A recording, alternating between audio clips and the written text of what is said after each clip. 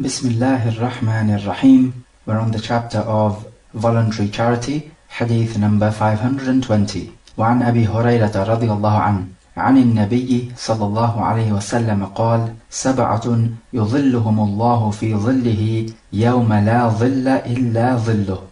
فذكر الحديث وفيه: ورجل تصدق بصدقة فأخفاها حتى لا تعلم شماله ما تنفق يمينه. Muttafaqun alayh. From Abu Hurairah, the Prophet said, there are 7 people Allah will shade on Yawm al-Qiyamah, on the day when there will be no shade except the shade of Allah. And so he mentioned the 7, and from them, a man who gives in charity in secret, such that his left hand does not know what his right hand has spent. Muttafaqun alayh. The full hadith is mentioned in the Sahihain. It mentions firstly, from the 7 who will be shaded, a just ruler. Justice is something that Islam is all about. It revolves around justice, giving everyone what they deserve. It is not revolving around equality, which is a word which the kuffar seem to be infatuated with in this day and age. Equality. They say Islam does not give equal rights. Yes, we know Islam does not give equal rights because it is not about equality. It is about justice, giving everyone what they deserve. And equality and justice are not the same thing. In fact, sometimes you could have equality which is injustice. Even the kuffar don't have complete equality. If you were to murder the queen of the country, you would be punished far more severely than if you were to murder just any average person on the street, despite the fact that in both cases you have an innocent human being murdered. Allah Jalla wa Ala says in Surah An-Nisa, يَا أَيُّهَا الَّذِينَ آمَنُوا كُونُوا قَوَّامِينَ بِالْقِسْطِ شُهَدَاءَ لِلَّهِ وَلَوْ عَلَىٰ أَنفُسِكُمْ أَوِ الْوَالِدَيْنِ وَالْأَقْرَبِينَ. O you who believe, stand out firmly for justice as witnesses to Allah, even if it be against your own selves, or your parents, or your kinsfolk. So you have to establish justice even if it is against your own selves and your family members, those whom you love. Justice must prevail, not your family ties. Likewise in Surah Al-Ma'idah, similarly, يَا أَيُّهَا الَّذِينَ آمَنُوا كونوا قوامين لله شهداء بالقسط ولا يجرمنكم شنآن قوم على ألا تعدلوا اعدلوا هو أقرب للتقوى واتقوا الله إن الله خبير بما تعملون. O you who believe, stand out firmly for Allah as just witnesses, and do not let the enmity or hatred of others make you avoid justice. Be just, that is nearer to taqwa, and fear Allah. Verily Allah is well acquainted with what you do. The second person is the young person who has worshipped Allah from his youth. And in this there is an encouragement to encourage the youth of the Muslims to take their deen seriously. So the youth need to be targeted for the da'wah. The third person is a man whose heart is attached to the masjid. So either he is frequenting the masjid, or when he's not in the masjid, he yearns to be in the masjid. Of course, the masajid are the houses of all those who are pious. Then fourthly, you have 2 men who love each other for the sake of Allah. They meet each other and depart for the sake of Allah. So their love is for the sake of Allah, not for some worldly purposes, or perhaps they are business partners and they both love each other because they are using each other to gain more money. No, they love each other for the sake of Allah, not for the sake of this world, and not for the sake of family relations. So loving your brother for the sake of Allah is extra virtuous. Fifthly, a man who is enticed by a woman of a high status in society and also much beauty, and he says, I fear Allah. Then sixthly, you have the person who remembers Allah in secret, and his eyes shed with tears. And this proves that he is sincere in his remembrance of Allah Jalla wa Ala, as there is no way he could be showing off. And then seventhly, we have this person who gives charity in secret, such that even his left hand does not know what his right hand gave. So we can say from this that it is better to give charity in secret unless giving charity in open will serve a greater benefit. For example, it will encourage others to follow your way and also give in charity.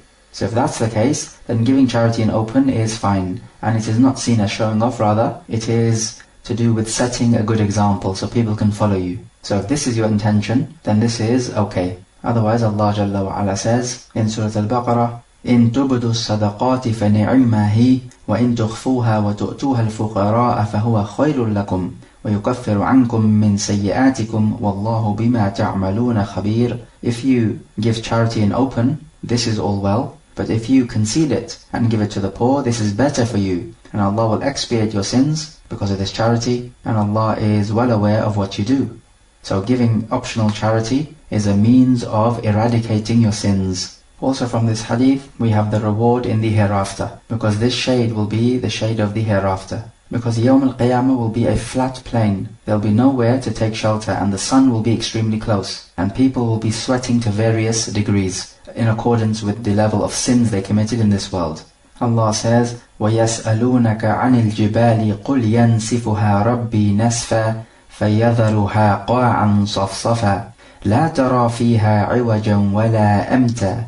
And they ask you concerning the mountains, say, my Lord will pulverize them, and He will leave the earth as a level, smooth plain. You will not see therein any crook nor curves. So on a day like this, where you can seek no shelter, you will be desperately in need of the shade of Allah. So, if you can be one of these 7 categories, then do so. Of course, the hadith mentions these 7 categories. It does not mean that these are the only 7 categories. Rather, the Prophet would often give a particular number in a hadith, but this is in order to make it easier to memorize. Otherwise, there are other hadith which give us more categories. And acts of worship could be divided into 2 types. Certain acts of worship are pertaining to you refraining from that which you love, like your sawm, and also salah as well. You have to refrain from sleeping, and you have to refrain from doing the things you love in order to perform your salah. In the Hajj, you have to refrain from doing the prohibited actions. And the second type is giving away that which you love. So this would be zakah, optional charity, and also the Hajj when it comes to the expenditure which you have to make.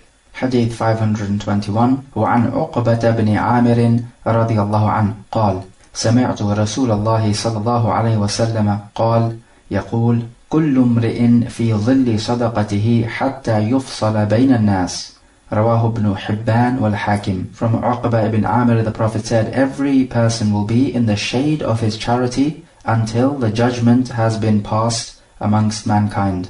The hadith is sahih. So this hadith is in agreement with the previous hadith. It's saying that those who give in charity will be in the shade. It appears this hadith is saying that your charity will be a means of shade for you. So perhaps your good deed of charity will come as a shade.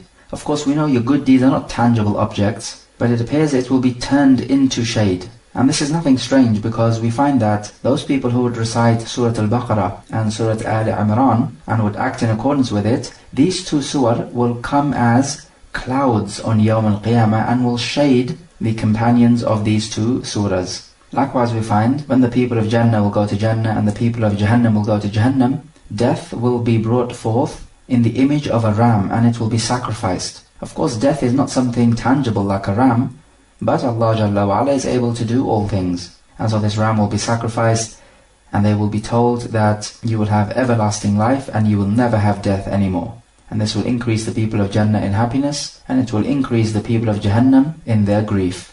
So we take from this hadith that you must increase in your optional charity, and it will be a means of shade for you on Yawm al-Qiyamah. And also it will reduce the fright of Yawm al-Qiyamah. In Sahih Muslim, the Prophet said, إِذَا كَانَ يَوْمُ الْقِيَامَةِ أُدْنِيَتَ الشَّمْسُ مِنَ الْعِبَادِ. When it will be Yawm al-Qiyamah, the sun will be brought close to the slaves, حَتَّى تَكُونَ عَلَى قَدْرِ مِيلٍ أَوْ مِيلَيْنِ, until it is about 1 or 2 miles away. فَتَصْهَرُهُمْ, it will melt them. وَيَكُونُ الْعَرَقُ عَلَى قَدْرِ أَعْمَالِهِمْ, and their sweat will be in accordance with their deeds, meaning their evil deeds. مِنْهُمْ مَنْ يَأْخُذُهُ عَلَى عَقِبَيْهِ, some people will have their sweats to their heels. وَمِنْهُمْ مَنْ يَأْخُذُهُ إِلَى حِقْوَيْهِ, and some people will have their sweats up to their waist. وَمِنْهُمْ مَنْ يُلْجِمُهُ إِلْجَامًا, and for others it will completely gag them. So it will come right up to their mouth, so they will not even be able to speak. فَاللَّهُ الْمُسْتَعَانِ. Of course, it should be noted that the zakah is more virtuous than the optional charity, because zakah is wajib and optional charity is mustahab. And Allah says, خُذْ مِنْ أَمْوَالِهِمْ صَدَقَةً تُطَهِّرُهُمْ وَتُزَكِّيهِمْ بِهَا. Take from their wealth sadaqah, meaning zakah, which will purify them, meaning from their sins, and also purify their wealth, and will make tazkiyah of them, so it will cleanse their souls. But after giving the obligatory zakah, if you want to draw closer to Allah, then you have to perform the optional acts. And this goes for all acts of worship. The Prophet said in the Sahih, وَمَا تَقَرَّبَ إِلَيَّ عَبْدِي بِشَيْءٍ أحب إلي مما افترضته عليه. The Hadith Qudsi, in which Allah says that my slave does not draw closer to me with anything more beloved to me than the actions which I have made obligatory upon him. ولا يزال يتقرب إلي بالنوافل حتى أحبه. And he continues to draw closer to me with the nawafil until I love him. Up until the end of the Hadith. Hadith 522. وعن أبي سعيد الخدري رضي الله عنه عن النبي صلى الله عليه وسلم قال: أيما مسلم كسى مسلما ثوبا على عري كساه الله من خضر الجنة، وأيما مسلم أطعم مسلما على جوع أطعمه الله من ثمار الجنة، وأيما مسلم سقى مسلما على ظمأ سقاه الله من الرحيق المختوم. رواه أبو داود وفي إسناده لين. From Abu Sa'id al-Khudri, the Prophet is reported to have said, any Muslim who clothes another Muslim when he is naked, Allah will clothe him from the green clothes of Jannah. And any Muslim who feeds another Muslim when he is hungry, then Allah will feed him from the fruits of Jannah. And any Muslim who gives another Muslim to drink when he is thirsty, then Allah will give him to drink from the sealed wine. The hadith is da'if. We take from this that the clothes of Jannah are green, and there is plenty of evidence for this in the Quran as well. For example, we have in Surah Al-Kahf, يُحَلَّوْنَ فِيهَا مِنْ أَسَاوِرَ مِنْ ذَهَبٍ وَيَلْبَسُونَ ثِيَابًا خُضْرًا مِنْ سُنْدُسٍ وَإِسْتَبْرَقٍ مُتَّكِئِينَ فِيهَا عَلَى الْإِرَائِكِ نِعْمَ الثَّوَابُ وَحَسُنَتْ مُرْتَفِقًا. They will be adorned with bracelets of gold, and they will wear green garments of fine and thick silk, and they will recline on raised thrones. How good is the reward, and what an excellent dwelling place or resting place. And green color is particularly pleasing to the eye. That's why you find most of the vegetation which grows from the earth is of a green color. And we take from the hadith the virtue of these three types of good deeds: clothing, feeding, and giving to drink. So this is encouraging us to give extra charity. And also we take the principle that your reward is of the same type as your actions which you perform. And even giving charity to a kafir or to an animal is a righteous deed for which you will be rewarded. And we have the famous hadith of the prostitute who gave water to a thirsty dog, and Allah forgave her, despite the fact that she has been performing a major sin. And what appears to be the case from this hadith is that this reward is something you are entitled to if the conditions are met. So if you clothe someone who does not have any clothes, and you give somebody to eat when he is hungry, and you give him to drink when he is thirsty. As for the sealed wine, then we mean by this that the cup of the wine is sealed, so nobody has tasted from it before. Of course, this wine is not something which intoxicates. So it appears the more needy the recipient of your sadaqah is, the more reward you will attain. And this is rational as well. And Allah Jalla wa Ala says in the Quran, وَيُطْعِمُونَ الطَّعَامَ عَلَى حُبِّهِ. They give food to eat whilst they are in love of this food. So they give precedence to the poor people over and above themselves. And so this type of charity is best, where the sacrifice is most. Likewise Allah Jalla wa Ala says, وَيُؤْثِرُونَ عَلَى أَنفُسِهِمْ وَلَوْ كَانَ بِهِمْ خَصَاصَةٌ وَمَنْ يُوقَ شُحَّ نَفْسِهِ فَأُولَٰئِكَ هُمُ الْمُفْلِحُونَ. And they prefer others above themselves, even though they were hungry. And whoever is saved from his own desire or greed, then they are the successful ones. So you can see here in these two ayat, Allah Jalla wa Ala praises those who give in charity despite them being in need of it, and having a love for the wealth that they are giving away. So the more the sacrifice, the greater the reward. And again, this is perfectly rational. Hadith 523. وعن حكيم بن حزام رضي الله عنهما عن النبي صلى الله عليه وسلم قال: اليد العليا خير من اليد السفلى وابدأ بمن تعول وخير الصدقة ما كان عن ظهر غنى ومن يستعفف يعفه الله ومن يستغني يغنه الله. متفق عليه واللفظ للبخاري. From Hakim ibn Hizam, the Prophet said, the upper hand is better than the lower hand, and begin with the ones you have to spend on. And the best charity is given from your surplus wealth, meaning after your basic needs have been met. And whoever refrains from asking, then Allah will make him someone who refrains from asking others for charity. And whoever sees himself to be sufficient, then Allah will make him self-sufficient. muttafaqun alayh. And the wording is of Al-Bukhari. Hadith 524. وعن أبي هريرة رضي الله عنه قال قيل يا رسول الله أي الصدقة أفضل؟ قال جهد المقل وابدأ بمن تعول. أخرجه أحمد وأبو داود وصححه ابن خزيمة وابن حبان والحاكم. From Abu Hurairah, the Prophet was asked, O Messenger of Allah, which type of charity is most virtuous? And he said, the charity given by a person who does not have much wealth. And begin with the one you are responsible for their expenditure. The hadith is sahih. So both of these two hadith are speaking about the best type of charity. When we talk about the best type of charity, we can divide it up into three categories. The best type of charity with regards to the time, the place, and the condition of the one giving the charity. So what is the best time for giving charity? Many people may say it is Ramadan because the Prophet was extra virtuous in Ramadan. There's no doubt in Ramadan it is more virtuous to give charity, but this is not actually the correct answer. The correct answer is the best time to give charity is the best time for performing good deeds in general, which are the first 10 days of Dhul Hijjah. And this is based on the hadith, ما من أيام العمل الصالح فيهن أحب إلى الله من هذه الأيام العشر. There are no days in which good deeds are more beloved to Allah than these 10 days. They said, وَلَا الْجِهَادُ فِي سَبِيلِ اللَّهِ. They asked, not even fighting in the way of Allah? The Prophet replied, وَلَا الْجِهَادُ فِي سَبِيلِ اللَّهِ إِلَّا رَجُلٌ خَرَجَ بِنَفْسِهِ وَمَالِهِ وَلَمْ يَرْجِعْ مِنْ ذَلِكَ بِشَيْءٍ. Not even fighting in the way of Allah, except a man who leaves with his life and his wealth, and he does not return with any of them, meaning he dies as a shaheed. Only that is more virtuous. So this is the best time. What is the best place? The best place would have to be the most virtuous place, which is the Haram in Mecca, and also the Haram in Al-Madinah. And the third category, the condition of the one receiving the charity. So as for the condition of the recipient, then it is those times where he needs more charity. So for example, in the time of winter, the poor may need more charity because he may need to eat and drink more than in the summer. And also there is a demand for shelter as well in the cold. Or you could have times where there is a severe drought, and so people are going to go hungry because the crops are not growing. So giving charity at this time is more virtuous.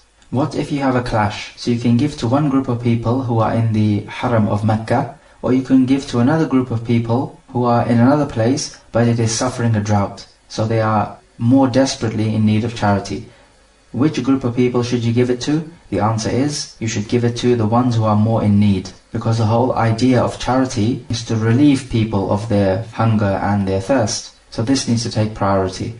So the virtue which is pertaining to the actual act of worship takes priority over the virtue of the time or place. So what is the upper hand and the lower hand? Some have said the upper hand is the hand of the poor person who is given without asking, and the lower hand is the hand of the poor person who is given when he asks.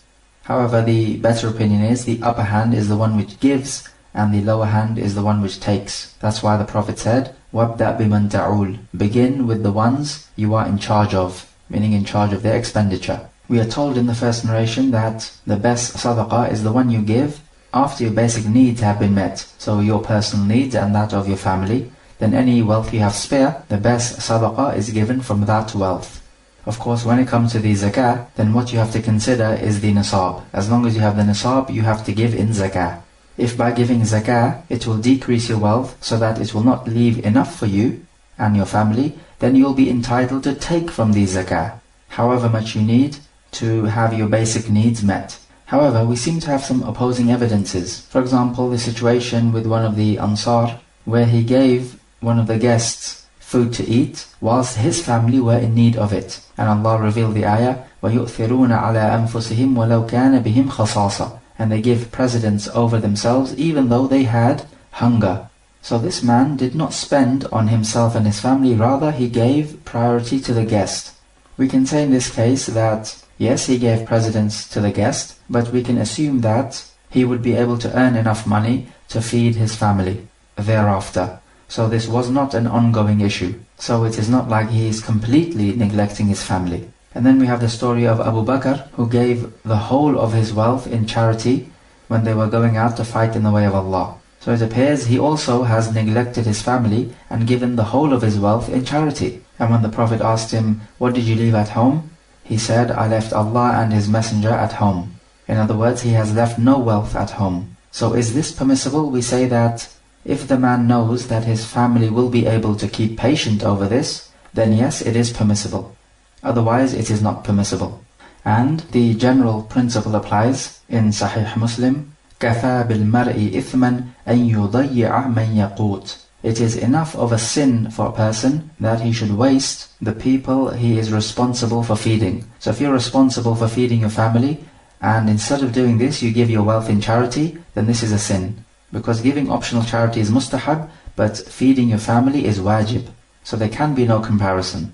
So if he gives in charity, and this does not leave him with enough wealth to feed his family, then this is sinful, except in the situation we mentioned, if he knows his family will keep patient, as in the case with Abu Bakr, and also the other Ansari who gave precedence to his guest. And the principle is, when you give optional charity, it needs to be from the money beyond your necessary needs. In Surah Al-Baqarah, Allah says, وَيَسْأَلُونَكَ مَاذَا يُنْفِقُونَ قُلِ الْعَفْوَ. And they ask you, what should they spend? Say, what is over and above your basic needs. Also from the hadith, the recommendation to not ask people. And if you refrain from asking people, Allah will make you into someone who refrains from asking people. Allah Jalla wa Ala describes these people in Surah Al-Baqarah, يَحْسَبُهُمُ الْجَاهِلُ أَغْنِيَاءَ مِنَ التَّعَفُّفِ تَعْرِفُهُمْ بِسِيمَاهُمْ لَا يَسْأَلُونَ النَّاسَ إِلْحَافًا. The ignorant person thinks that these people are rich because they refrain from asking, but you will recognize them from their marks or their signs, meaning these people will be skinny, they will look malnourished. لَا يَسْأَلُونَ النَّاسَ إِلْحَافًا. They do not beg people at all. And also we learn that it is recommended to show yourself to be self-sufficient. And ghina, richness, is not richness in terms of material wealth, rather it is being content with whatever Allah has given you. This is true richness. It is called ghina nafs, richness of the soul. So if the person practices ta'affuf and ghina, refraining and being content with what he has, then Allah Jalla wa Ala will provide him with whatever He wants to provide him with, and will make him content with it, meaning with the provision of Allah Jalla wa Ala. And when we talk about the best type of charity, then this alludes to us that good actions vary in their virtue. So you can have the best type of charity, and other type of charity may not be as virtuous. And if your actions vary in terms of their virtue, it also indicates that your iman varies. And this is a rebuttal against the Murji'ah, the Khawarij and the Mu'tazila, who say that your iman does not vary. And on this topic there is a famous discussion, which type of person is better? The poor person who is patient, or the rich person who is grateful? The answer is that the one who is better is the one with most taqwa. As Allah says, إِنَّ أَكْرَمَكُمْ عِنْدَ اللَّهِ أَتْقَاكُمْ. The most honored amongst you with Allah are those who fear Allah the most. So this is the bottom line. However, it is fair for us to say that being grateful when you are rich is far more difficult than being patient when you are poor.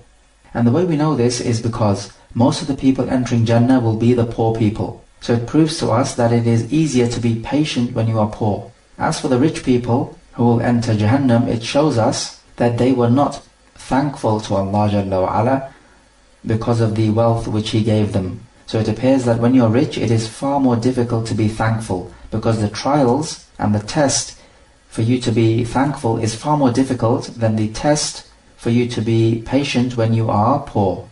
So if we understand this, then we could argue that the rich person who is grateful to Allah and he spends his wealth with that which pleases Allah could be of a higher status than the poor Muslim, because he has passed a more difficult test. From both of these ahadith, we take that the best charity is the one you give to your family members. And we said before that charity given to family members is charity as well as joining ties of kinship. So there's a double reward. Does the second hadith contradict with the first? Because the second hadith says, it is whatever the person who has little wealth gives. So this is the best type of charity. But the first hadith says, it is whatever you give beyond your basic needs. We say no, there is no contradiction. Rather, in both of the hadith, they are talking about giving in charity after your basic needs have been met. But it's just that in the second hadith, the person who gives in charity after his basic needs have been met does not have very much wealth. So he is a muqil, meaning he has qalil or little amount of wealth after his basic needs are met.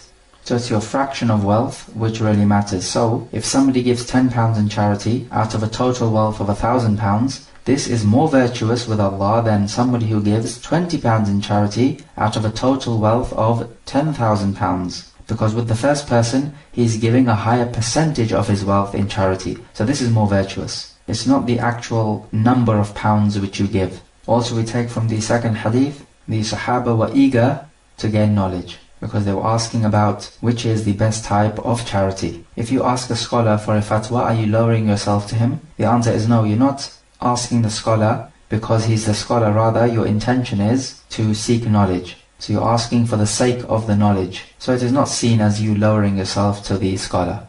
In some narrations, we find that the poor people will enter Jannah 40 years before the rich, and in other narrations we find they will enter Jannah 500 years before the rich. That's because the poor will have less accounting to give, and the rich will have more. But this does not negate the fact that certain rich people will be higher than the poor people in status in Jannah, because they spent their money wisely, which was a difficult thing to do for a rich person, like we mentioned before. Also, if you have a debt, this takes priority over and above giving optional charity, because one is wajib and the other one is mustahab.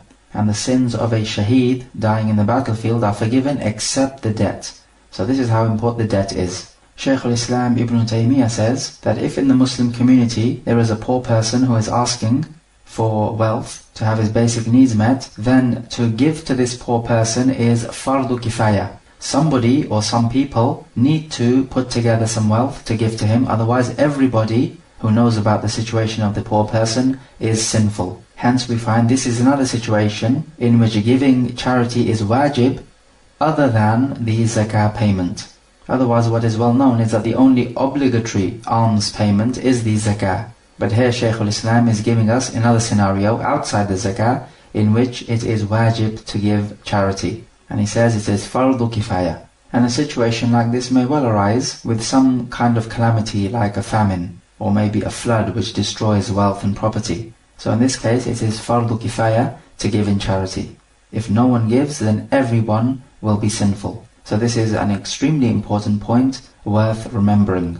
Hadith 525 وعن أبي هريرة رضي الله عنه قال قال رسول الله صلى الله عليه وسلم تصدقوا فقال رجل يا رسول الله عندي دينار قال تصدق به على نفسك قال عندي آخر قال تصدق به على ولدك قال عندي آخر قال تصدق به على خادمك قال عندي آخر قال أنت أبصر به رواه أبو داود والنسائي وصححه ابن حبان والحاكم. From Abu Hurairah, the Prophet said to the people, give in charity. And so a man said, O Messenger of Allah, I have a dinar. And the Prophet said, give the charity to yourself. And the man said, I have another dinar.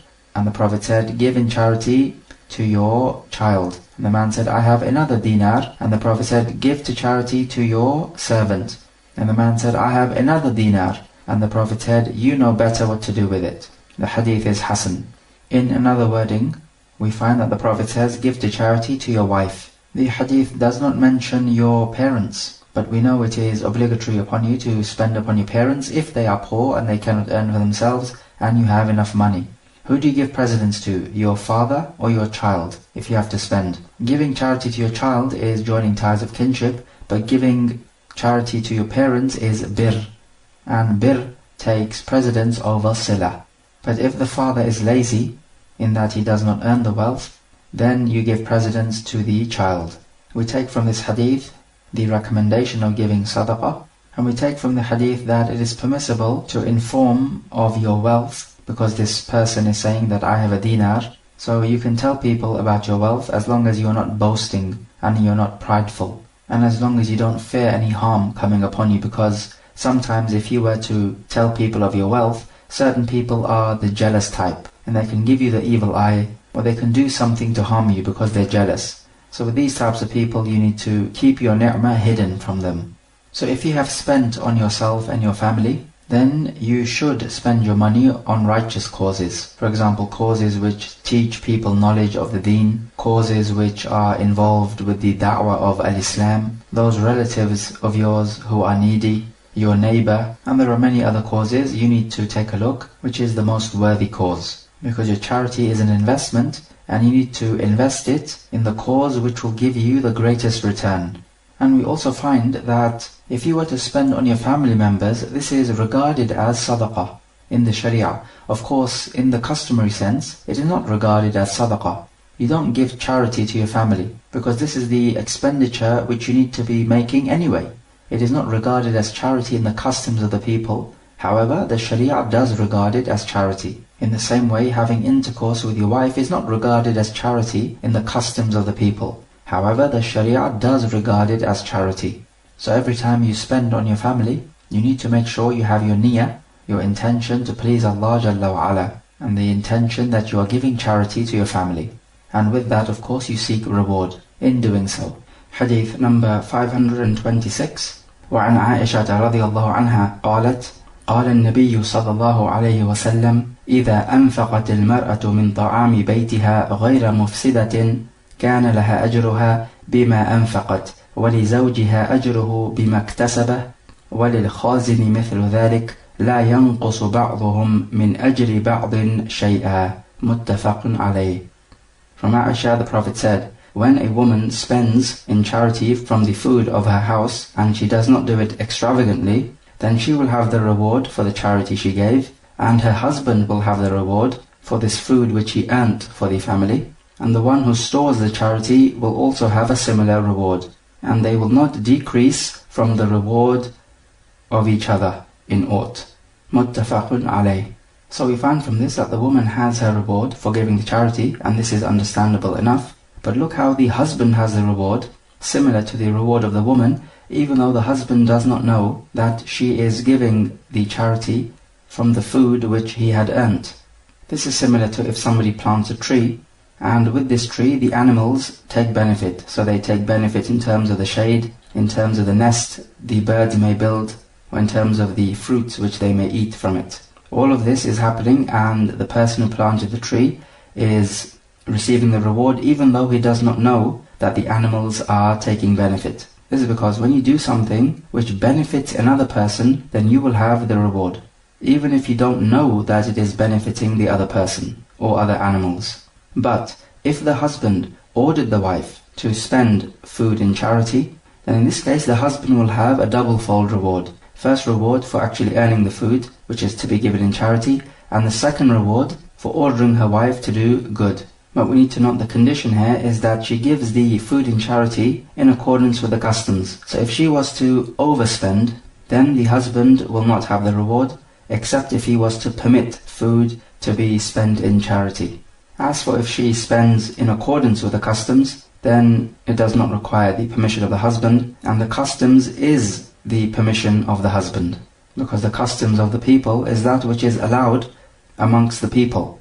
And in this hadith there is the issue of at-tasarruf al-fuduli, which means that one person acts on behalf of the other person without his permission. Is this transaction correct or not? We find it is correct, so the woman can spend in charity without the permission of the husband, in accordance with what is recognized in the customs of the people, so she does not overspend. So if this is the case, and the husband gets to know about this charity and he permits it, then the charity is correct. The difference of opinion is with those actions which require an intention, a niyyah. These are acts of worship like a zakah. So if somebody pays zakah on behalf of someone else, is this accepted or not? Because at the time when the zakah was paid on behalf of the man, that man did not have the intention to pay the zakah.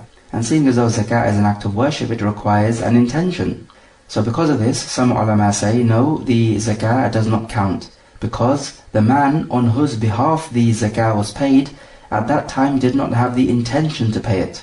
But the correct opinion is it does count if the man allows this. And we have spoken about this issue before, and the evidence of Abu Hurairah tells us that if the man allows it, then it is correct. Is it permissible for the woman to give in charity from this food if the husband has prohibited her? So this food is something which the husband has earned, and he has told his wife, you are not allowed to give this food in charity, then in this case the wife is not allowed to give the food in charity because the husband has prevented her.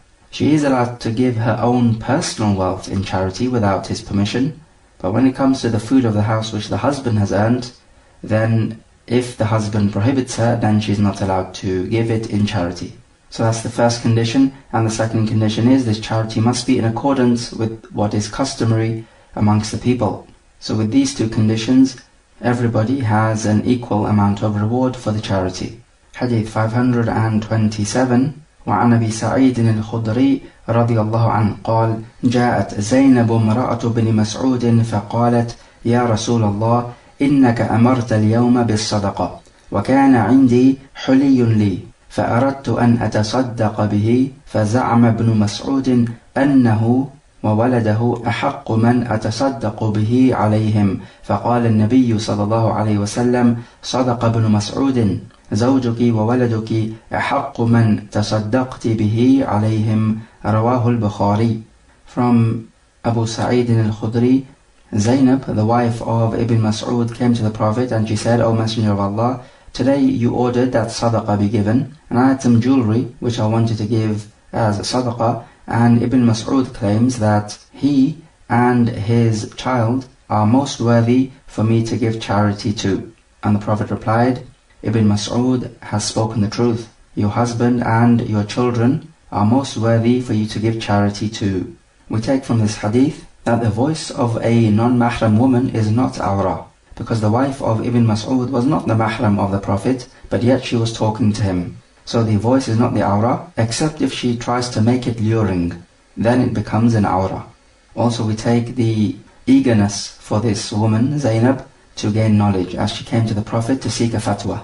We also take that sadaqah is from acts of worship, because the Prophet ordered that charity be given. Of course, the order to give a charity needs to be taken to be mustahab and not wajib.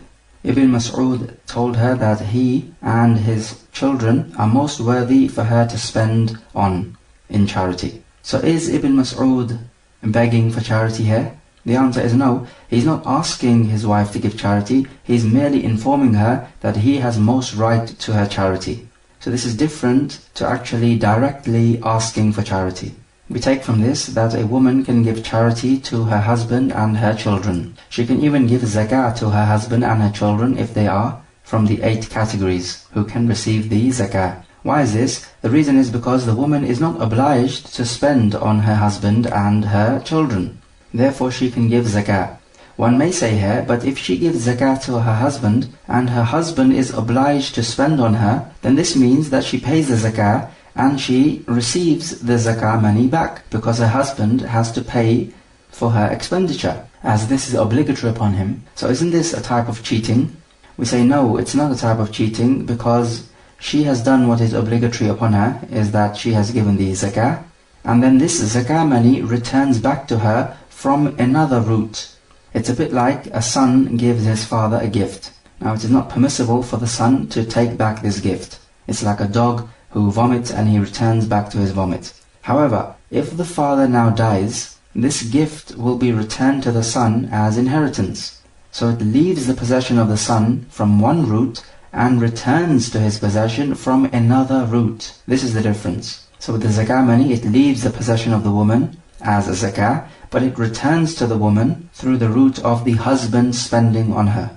However, is the husband allowed to give zakah to the wife? We say no, he's not allowed if he is giving zakah as an alternative to spending on her, because spending on the wife is wajib, and so zakah cannot be taken out from this amount of money. However, if the wife has a debt on her, then the husband is not obliged to pay off the debt. Therefore, the husband can use the zakah money to pay off the debt on behalf of his wife. So this he can do, because he's not obliged in the very first place to pay off the wife's debt. Likewise, if the children have a debt.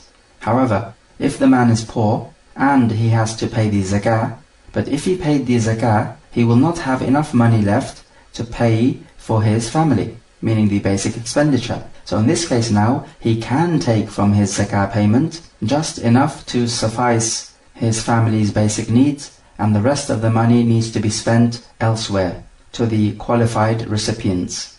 Because now in this latter case, the man is not using the zakah as an alternative to his obligatory expenditure on the family, because he simply does not have enough money for the obligatory expenditure for his family. So now he can take from his zakah payment and give it to the family, because now his family are from the fuqara, from the poor people, who are therefore entitled to the zakah payment.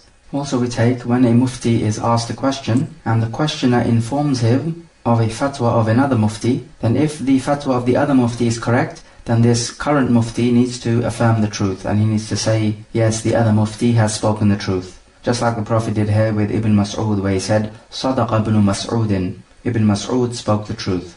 This is because it is obligatory to make plain the truth. We take from this hadith how poor Ibn Mas'ud was, in that he required the charity from the wealth of his wife. And sometimes when Allah Jalla wa Ala makes people poor, it could be better for them.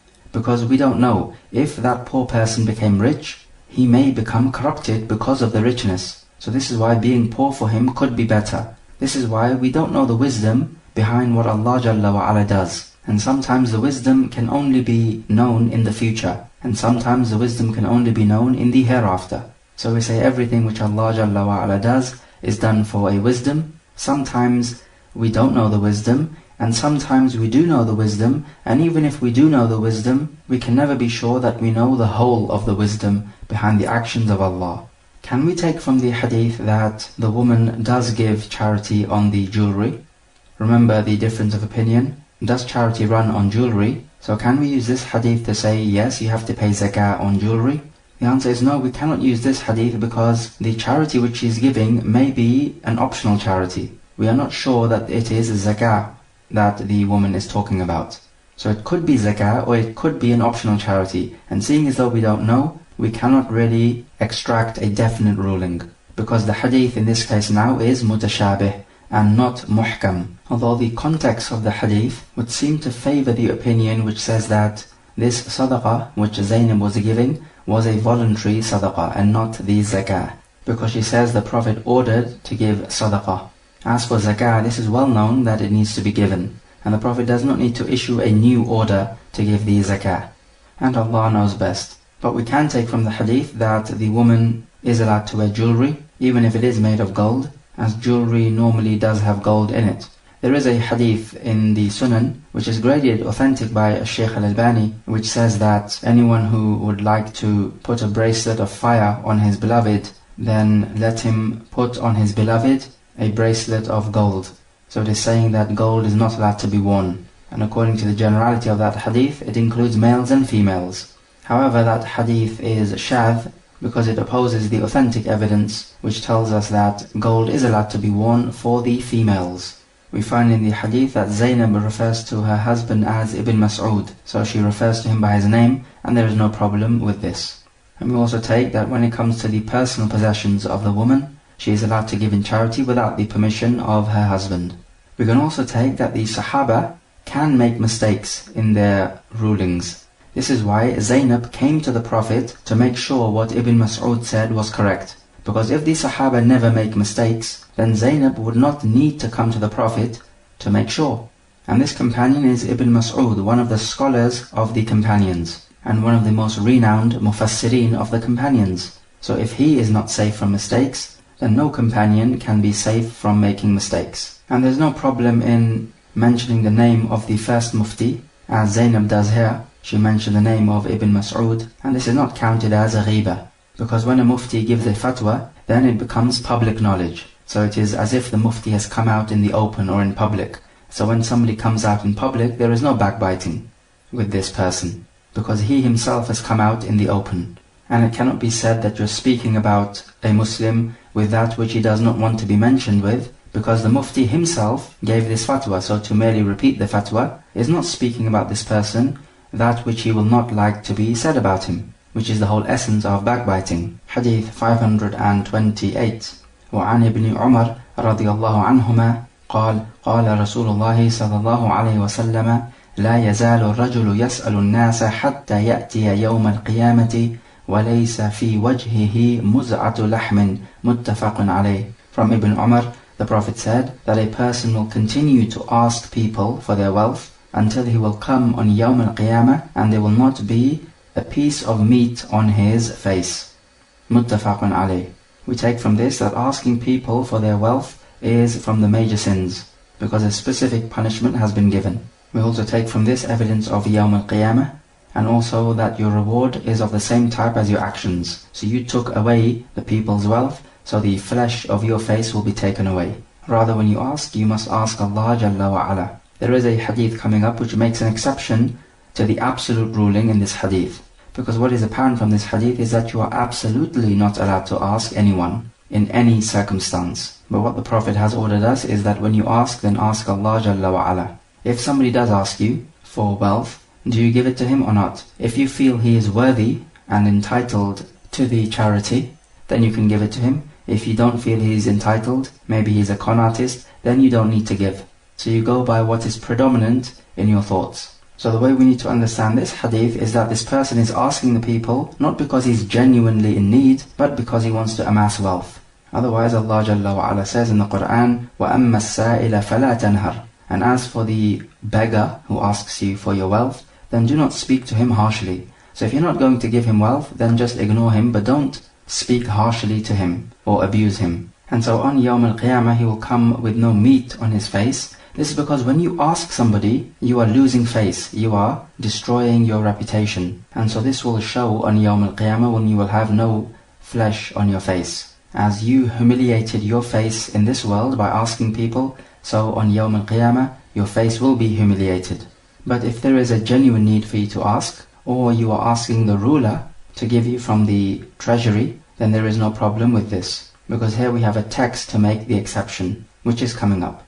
Hadith 529, وعن أبي هريرة رضي الله عنه قال قال رسول الله صلى الله عليه وسلم من سأل الناس أموالهم تكثرا فإنما يسأل جمرا فليستقل أو ليستكثر. رواه Muslim. From Abu Hurairah, the Prophet said, whoever asks for the wealth of the people just to amass his own wealth, then he is actually asking for hot coals. So let him ask little or much. So this hadith is actually related to the last hadith. They both have one thing in common. This person is asking people for their wealth, and he's not in need of the wealth. So he's just asking to amass more wealth. So the first hadith says that he will come on Yawm al-Qiyamah without any flesh on his face. And this hadith is saying that he's actually asking for hot coals. So because the two punishments are different, we cannot restrict the absolute hadith. So the previous hadith was absolute, that this person is asking the people for no particular need. And this hadith now, 529, is saying that he's asking the people with the intention of amassing his own wealth. Now the punishments are different. In the previous hadith, he keeps on asking the people for their wealth, and he comes on Yawm al-Qiyamah with no flesh on his face. But now in this hadith we find, even if he was to ask people for their wealth just once to amass his own wealth, then the punishment for that is he's asking for hot coals. So this is how he will be punished on Yawm al-Qiyamah. And so therefore we find that to ask people for their wealth in order for you to amass your wealth is from the major sins, because a particular punishment has been given. Of course, as we said before, if you have a genuine need, then you are allowed to ask. And the evidence for this is coming up. And remember that the wealth of the other people is sacred, so you're not allowed to ask for it, except with due right. And amassing your own wealth is not an acceptable due right. And if he earns wealth in this way, then it will be haram wealth. This is why it is called hot coals.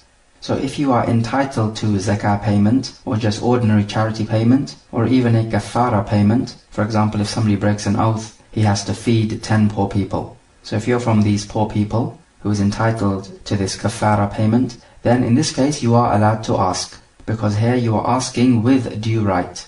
As for the Prophet saying that let him seek little or seek much, it does not mean to say that it is permissible for you to seek much. Rather, this is as a warning.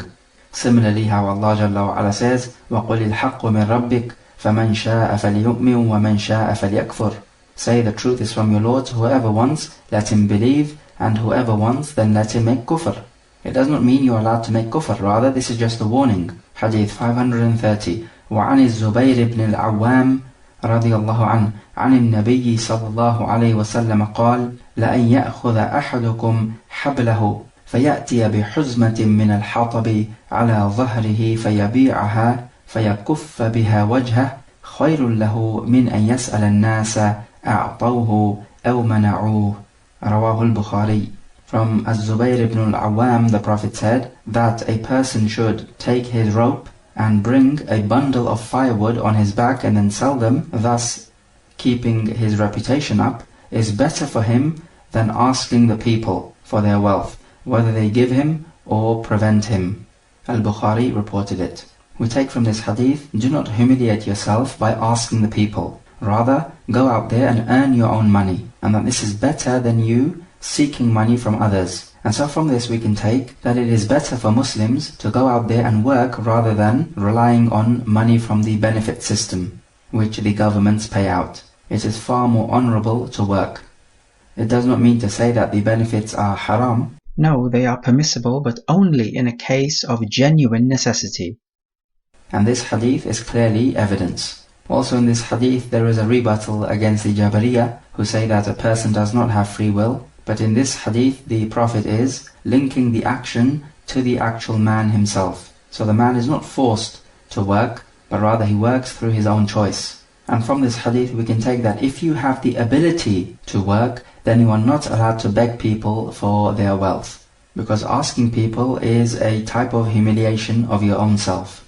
And this is not permissible. The Prophet says that coming with the bundles of firewood on your back and selling them and safeguarding your reputation is better for him than asking the people. It does not mean that if you have the ability to work that there is any good in asking people, because we know from other evidences that you're not allowed to ask people if you are able to work.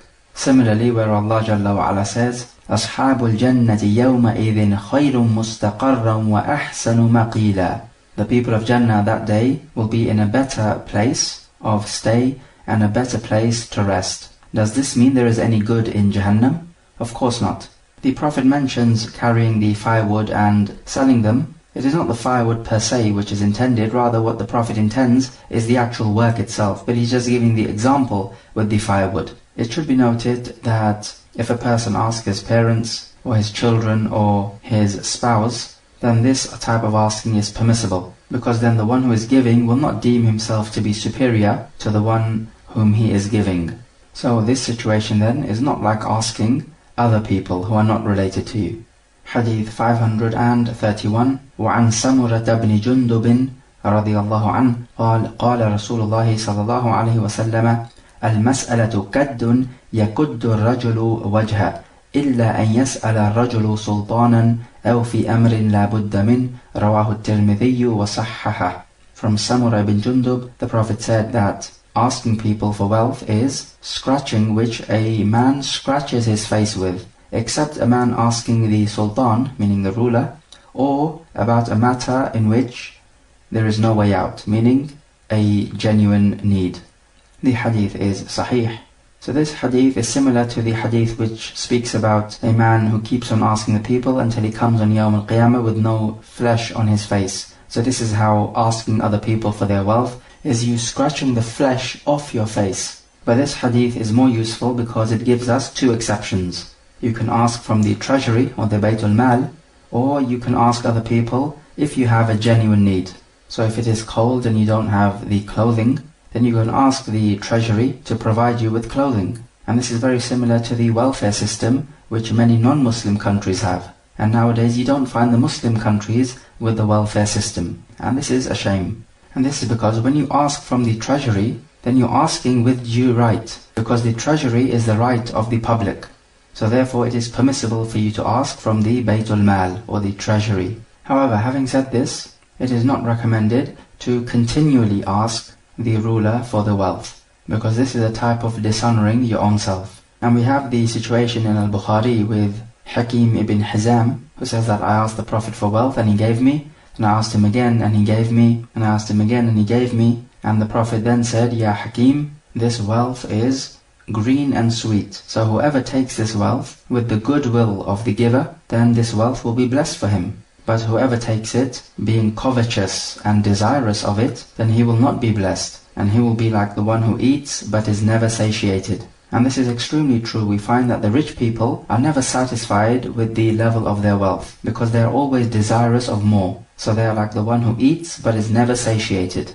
So if it is allowed for you to take, then it is allowed for you to ask. So a poor person, it's allowed for him to take from the zakah, therefore it is allowed for him to ask for the zakah payment. You have a student of knowledge and the administration is distributing out books of knowledge. It is permissible for the student of knowledge to take this book, therefore it is permissible for him to ask for this book. So if it's permissible for you to take, it's permissible for you to ask. This is the general rule. If you're entitled to a particular wealth, are you allowed to steal it then? We say no, this is not the same as you asking for that wealth. Because when you steal, then it's actually you asking for the wealth and on top of that taking it without permission. But rather we said the rule is if you are permitted to take from something, then you're permitted to ask for it. We don't go beyond asking for it. Is it permissible for you to ask for money if you have not performed Hajj and you want to go on Hajj? The answer is no, because Hajj is not obligatory upon you anyway. So it's not a matter of a genuine need. What about if there is some najasa on your clothes and you don't have another item of clothing, so you want water to clean this najasa, otherwise you cannot pray? Is it permissible for you to ask for water? Here we say it is permissible for you to ask if it will not lead to al-minna, where the one giving you the water may remind you of the favor which he has done you. So if that's the case, then you should not ask. Otherwise you can ask. So for example, if a child asks his father for water because he wants to clean the najasa, this is permissible because there will be no minna, because the father is responsible anyway for providing for the child. What if the poor person is not able to reach the rich person to ask him for the wealth? Are you allowed to ask on behalf of the poor person? The answer is yes, and this will be helping in bir and taqwa. Because in this case, you're not asking for your own self, you're asking on behalf of someone else, and that is different. And then besides, the poor person may be too shy to ask. Let us take some review questions. So, question number 1. Recall 7 types of people who will be shaded on Yawm al-Qiyamah. Question number 2. What is the best time to give in sadaqah? What is the best place to give in sadaqah? And what is the best type of condition of the recipient of sadaqah? Meaning, in order for the sadaqah to be most virtuous. Question number 3. Is it permissible for the wife to give charity to her husband? If the answer is yes, discuss the potential problem this gives rise to, and then give the answer to this problem.